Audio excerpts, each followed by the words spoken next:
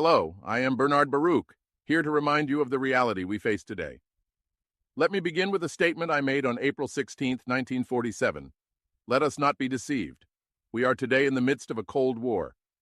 These words, spoken in the early years of a global ideological struggle, remain profoundly relevant today.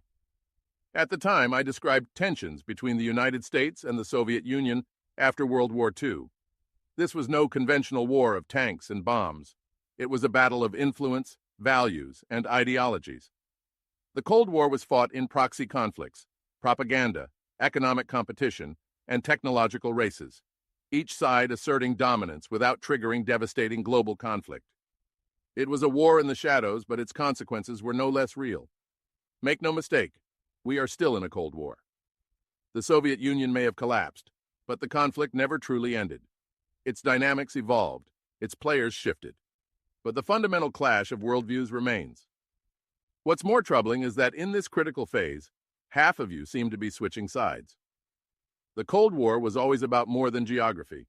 It was about principles, freedom, democracy, and defending allies. It was about ensuring promises mattered, alliances were sacred, and aggression wasn't rewarded. For decades, U.S. leaders, regardless of party, upheld these principles. They never wavered in supporting allies or standing against adversaries.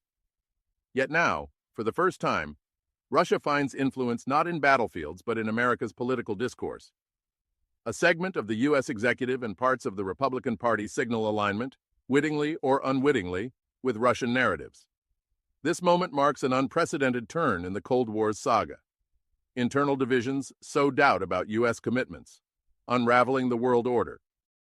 Consider Ukraine, a nation that showed profound trust in 1994 by giving up its nuclear arsenal, the third largest in the world, in exchange for security assurances under the Budapest Memorandum. Ukraine gave up its greatest deterrent because it trusted the stability of the world order. Yet when Russia violated that agreement, annexing Crimea in 2014 and invading Ukraine in 2022, those promises were tested. While past U.S. administrations upheld commitments through sanctions and aid, cracks appeared during the Trump era as leadership wavered, withholding military aid and questioning alliances. Now, as Ukraine stands on the front lines, the stakes couldn't be higher. Russia's aggression isn't just territorial. It seeks to rewrite the post-WW2 order. If the U.S. falters, abandoning Ukraine or signaling division, the repercussions will resonate far beyond this war. Allies will question American reliability and seek new strategies, leaving the U.S. diminished. Let me be clear. The Cold War never ended because the struggle for influence, values, and global leadership never ceased. What has changed is the resolve of the players. For decades, the United States stood firm. But now, as disinformation spreads, the lines blur. Internal divisions threaten the very principles we claim to defend. Make no mistake. Abandoning our commitments now is tantamount to losing the Cold War after decades of sacrifice. The alliances forged and principles defended risk being undone if we falter. Staying true to our promises is not just about honor. It is essential for global stability and preserving the legacy of freedom and resilience that defines us. To those who question the stakes, I say again, let us not be deceived. We are today in the midst of a second Cold War. The Cold War has shifted forms, loyalties, and players, but its importance remains undiminished.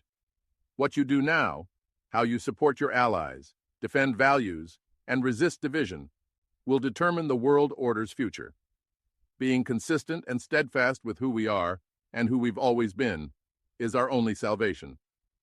Through unwavering commitment to freedom, democracy, and integrity, we can navigate modern conflicts and ensure our legacy endures. For insights on the modern information war and its role in today's Cold War, visit information-warfare.com. Together, let's ensure freedom and democracy prevail. Thank you.